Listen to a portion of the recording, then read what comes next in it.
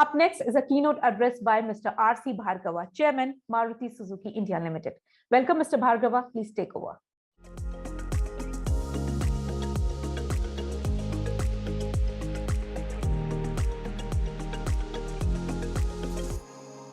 A very good morning, and I'd like to thank the organizers of this summit for inviting me to give this address. This summit has great importance because it deals with the question of global warming and the reduction of greenhouse gases which cause the global warming and its adverse consequences. Specifically, the summit, I believe, is going to concentrate on personal transportation, and I would therefore like to speak on personal transportation, particularly cars, and a little bit about scooters and two-wheelers.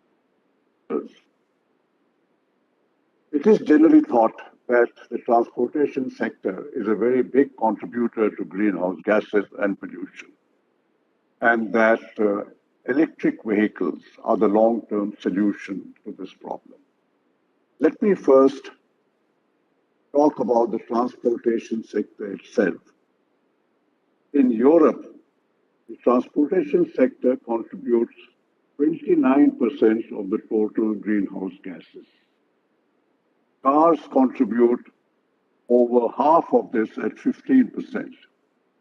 In India, the corresponding figures for the transportation sector are 13%, and for cars, scooters, and motorcycles put together, it's only 5%.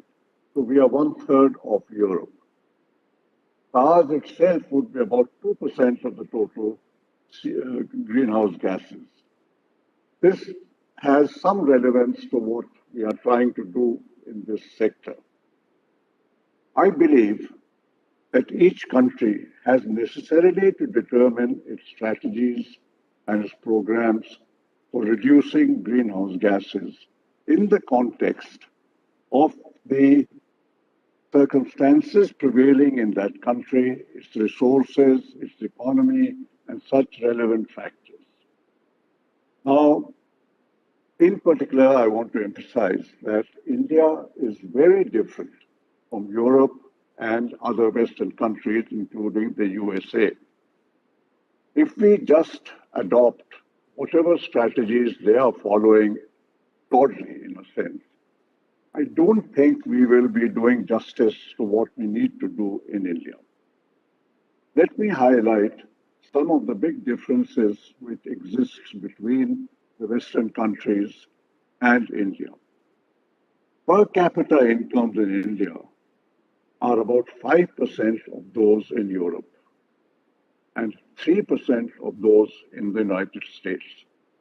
This has direct relevance to the affordability of personal transport vehicles and customer choices when it comes to personal transportation. We use a very large number of scooters and motorcycles in India. Number is well over 200 million. And they are used despite the fact that they're unsafe, uncomfortable. Families have to be transported in them. But it's the affordability factor which compels people to use two-wheelers. None of the Western countries use two-wheelers for personal transport. This is a very big difference between us. Car penetration in India is less than 3% of the population. Over 70% of the cars used in India are small cars. In the EU, European Union, the penetration is over 50%, and in the USA, it is about 87%. Small cars like those used in India are not used in the USA at all, and the percentage in the EU is also very small. This has an impact on GHG and the solutions which we adopt for solving the problem of global warming. This is because electrification of small cars leads to a proportionately much higher cost compared to the impact on a big car. This means that small car buyers who are today already stretched in their ability to buy a car, and a large percentage of people wanting personal transport cannot afford to buy a car, they buy two-wheelers. They will be further excluded from the market of four-wheelers. In other words, they will not buy expensive, small electric vehicles. The penetration of electric vehicles so far, despite all the programs which we have had and the incentives which are being given, is about 0.5%. And therefore, we have to consider whether the EV strategy is really serving its purpose in present times in India. This has to be further considered in the context of the fact that in India, while the installed capacity of thermal power generation is something slightly above 50%, when it comes to energy use, 75% of the energy used in India is from coal-fired thermal stations. And therefore, the reduction in the greenhouse gases by using electric cars, when 75% of the total energy is coming from thermal power stations, becomes much, much less than what is generally thought. Electric cars in this circumstances are not clean cars at all. And therefore, we need to look at this, and electric cars may become relevant in India in a much larger measure when it comes to bigger cars and when the contribution of coal-fired energy in the consumption of the people in this country becomes much, much smaller. What alternatives do we have which we can look at for India? We have already found that CNG is an acceptable fuel for small cars in India. People prefer and buy CNG cars readily today in India, partly because it's cheaper, but partly also, I think, because they find that CNG cars as an alternative to petrol cars are better for them and the environment. Now, for the two-wheelers, that means the scooters and the motorcycles, there is no real alternative to electrification, and therefore the electrification of two-wheelers has to continue. At the same time, question which I think all of us need to ask, and especially those of us who are the well-off people in this country, that is it our intention that the bulk of Indians should always remain users of scooters and motorcycles? They should suffer the disadvantages of this mode of transport because there is no other mode of transport available to them if the cost of electrification makes these vehicles out of reach for them for a long time to come. Now, having said that, the CNG program is being pursued by not only Maruti but other manufacturers. And the government is expanding the network, which has made life easier for the consumers. But there is no other incentive available for CNG cars. They are taxed exactly in the same manner as the much higher polluting petrol cars and diesel cars. I wonder if this is the right approach for promoting CNG in India. Besides the CNG which we are getting from the petroleum wells and importing CNG, a very interesting fact which has been brought to my notice is that bio-CNG is actually carbon negative. To use bio-CNG, there is actually a reduction in the carbon emissions in the atmosphere. I seem to remember that maybe about 50 or 60 years ago, biogas plants were being propagated in the rural areas, but they were not backed by any kind of intensive research, engineering support, or financial support. Quantity of biogas which can be generated in India is huge, the amount of waste we have, the agricultural waste we have, the other waste we have, can all be converted to biogas. But it requires a program which is well supported by the government and which will then be done not in a haphazard way by local administration in a subdivision, but by the government on the same priority, if not a higher priority, than the EV program. And I think this is one program which is ideally suited to the Indian conditions. Hybrid technology is another means of reducing carbon dioxide and greenhouse gases.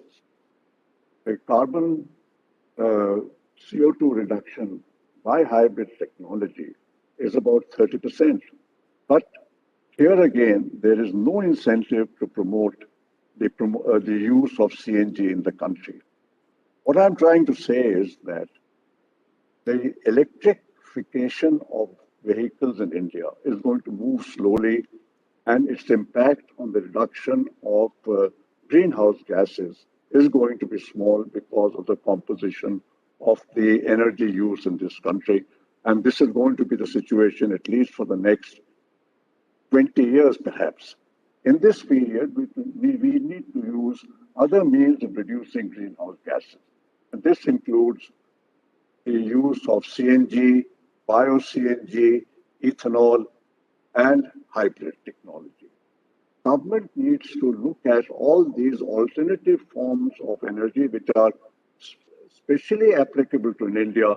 I don't think bio-CNG or CNG are applicable to the big cars which are used in America and perhaps in Europe also. But in India, this is a very adaptable and a very applicable technology. And we need to look at these, not only look at EVs. The transmission and distribution network in India, compared to the Western countries, is much, much weaker. We are all aware of the various outages which happen, even when power supply is available, because the transmission system is distributed. Now, how soon and how capable the electricity boards with their weak finances are of making the transmission and distribution system adequate for a quick expansion of the electric vehicle program is something which also needs to be properly studied. Another important point I would like to highlight is that India has no reserves of lithium or cobalt. These are required for electric vehicles, whether in the battery for the vehicle or for storage of energy.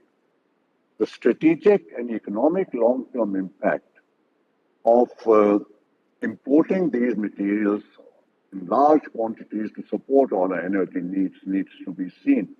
And that makes it even more important to look at other sources of energy where we don't have to depend on outside. We can generate a lot of our energy through bio-CNG, natural CNG and import of some CNG, and by using hybrid technology. And therefore, my last point in this suggestion is that hydrogen is another serious long-term option. We need to study this also. And the Prime Minister has rightly called for expansion of green hydrogen production. We need to do more work in this area.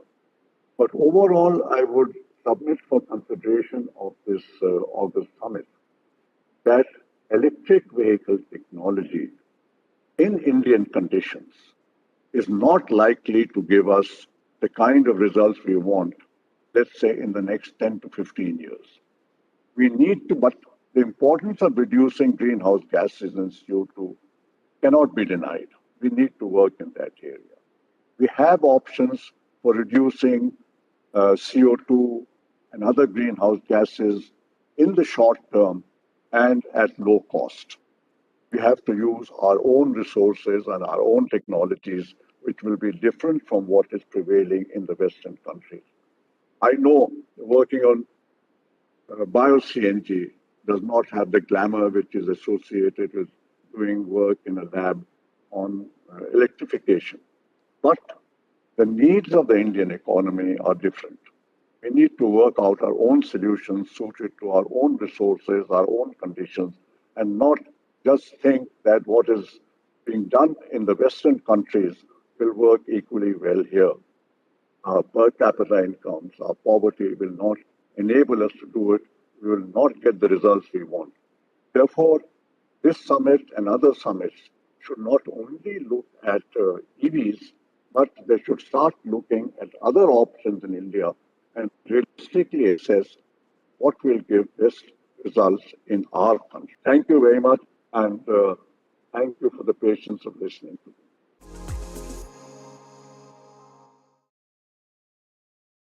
Thank you, Mr. Bhargava, for sharing some very valid points and useful insights. Now, ladies and gentlemen, we'll move to the next session. Stay tuned.